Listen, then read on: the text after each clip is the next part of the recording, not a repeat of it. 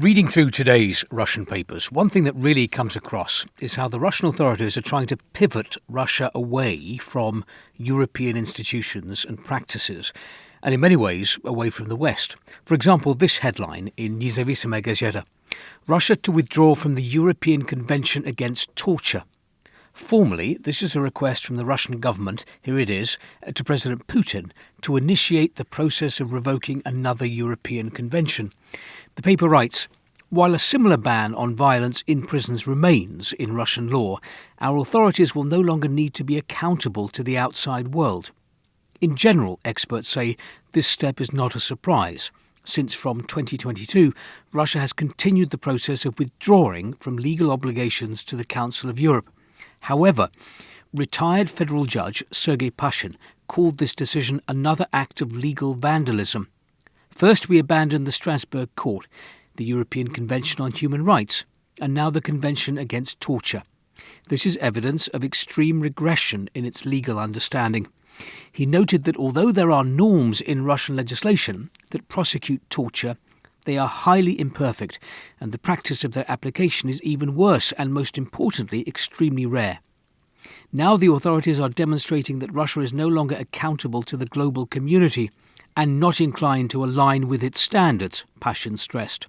And he did not exclude that this could be a signal to punitive bodies that they now have a free hand. Meanwhile, RBK reports that Russia's Prosecutor General's office has declared the International Baccalaureate an undesirable organisation, in effect banning IB education in Russia. 1 week before the start of the school year, the Prosecutor General's office has declared the Swiss educational organisation International Baccalaureate, IB, undesirable, stating that the aim of the IB is to shape Russian youth according to Western models, and claiming that its programmes force its view of historical processes and distort well-known facts, and reflect anti-Russian propaganda and whip up inter-ethnic hostility. According to the IB website, there are 29 schools in Russia, both state and private, which teach the IB.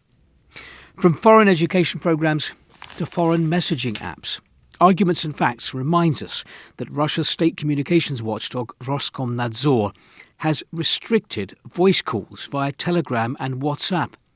The authorities are hard at work promoting the new state-backed Max Messenger as an alternative to foreign messaging apps.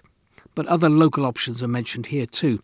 Max Messenger is also being promoted big time in this article about the new school year in today's Komsomolskaya Pravda. And here, Izvestia presents the Accor Phone 5, the smartphone for government workers. It's on the level of a 2019 iPhone 11, Izvestia has discovered.